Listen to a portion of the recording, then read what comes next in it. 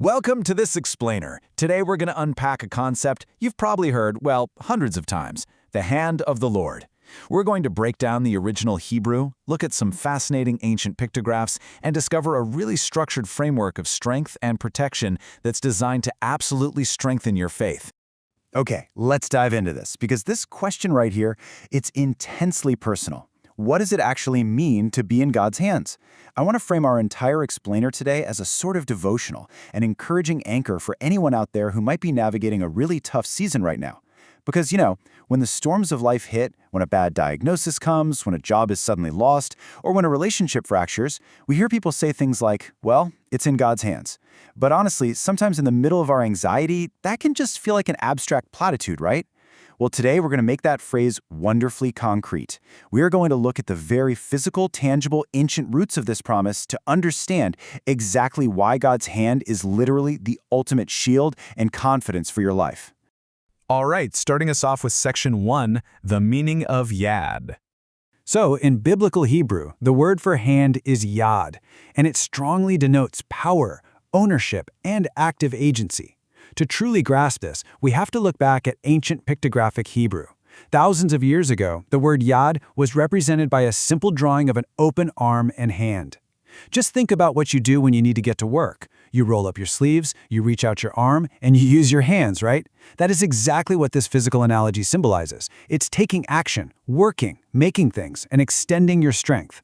When the Bible uses the word yad to describe God, it is definitely not describing some distant passive deity. No, it's describing a God who has rolled up his sleeves and is actively working in your life, extending his real strength into your specific situation. Moving right along to Section 2, escaping the hand of man. And this brilliantly illustrates the tension we all face on a daily basis. On one side, we have the hand of man, which signifies falling into human power, control, and autonomy, versus the hand of the Lord, representing sovereign authority and divine agency. In these ancient texts, yad is frequently translated directly as power or authority.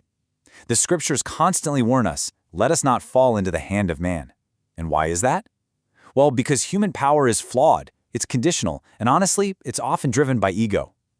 If you're leading a small group or maybe a youth ministry, this right here is a fantastic discussion prompt to analyze together. Where are we relying on the hand of man in our daily lives instead of trusting the hand of the Lord? The sheer anxiety of trying to control everything yourself or relying entirely on human systems, it just pales in comparison to the supreme safety found when we finally surrender to God's sovereign, capable yad. Which brings us to Section 3, mighty acts and deliverance. This highlights one of the most famous biblical examples of God's power. The scriptures describe God rescuing the Israelites from the tyranny of Egypt with a mighty hand. In Hebrew, that's yad chazakah, and an outstretched arm. And listen, this wasn't just some subtle shift in political winds. This was God's tangible power displaying incredible wonders to bring absolute deliverance. Think of yad chazakah, kind of like the strong, unyielding grip of a rescuer pulling someone out of rushing, dangerous waters. When you are praying through a tough season, I want you to reflect on this. The exact same mighty hand that parted the Red Sea and dismantled an entire empire is the very hand that is fighting for you today. His power is a delivering power for sure. Now let's look at Section 4, the weight of prophecy. In verses like Ezekiel 3:14, we see a really fascinating theological nuance regarding divine agency versus human autonomy. We read about the hand of the Lord coming upon a prophet, and in this specific context, yad implies prophetic compulsion.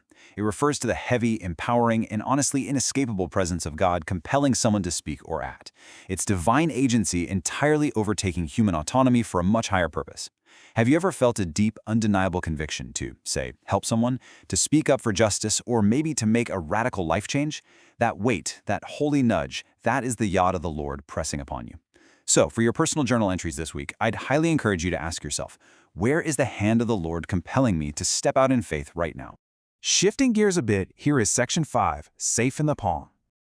So the crucial point is God's hand isn't only a heavy force of power and prophecy, it is also a place of profound rest.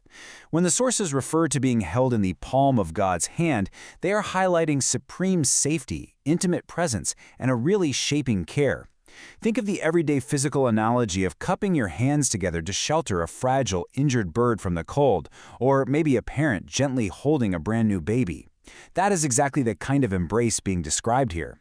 If you're going through a difficult time right now, I strongly suggest trying this daily affirmation. Today, I am perfectly safe and intimately known within the palm of God. Just let that protective imagery wash right over your anxiety. Okay, Section 6, Comparing the Hebrew Terms. Now, what's really interesting about this slide is how beautifully it categorizes God's care for us. We've talked pretty deeply about Yad, the open arm of power, active agency, and mighty acts. But look at the second term here, kaph. Kaph refers specifically to the hollow of the hand or the palm. When it's used metaphorically, it highlights God's protective, covering, or shaping embrace, just like that sheltered bird we were just talking about. And finally, we have yamin, which means the right hand.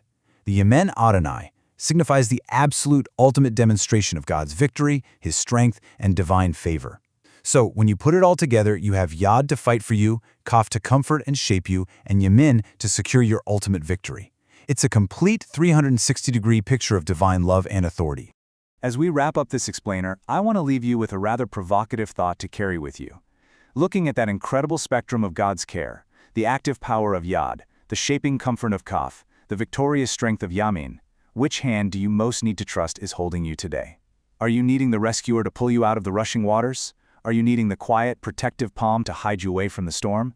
Or are you needing the rock-solid assurance of ultimate victory? Whichever it is, know for a fact that the hand of the Most High is actively at work in your story right now.